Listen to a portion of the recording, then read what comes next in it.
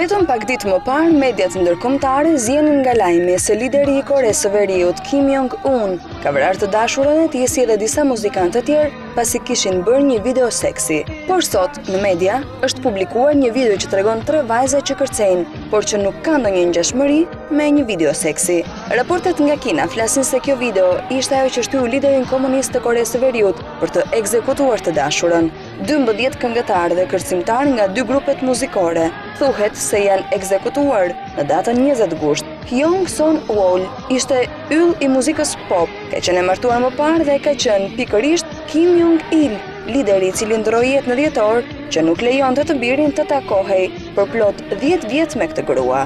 Hyung Son-wol ishte shumë e suksesshme në fushën e saj duke njohur majat e klasifikimeve me hite të tilla si Excellent Horse Like Lady, Footstep of Soldiers dhe I Love Pyongyang.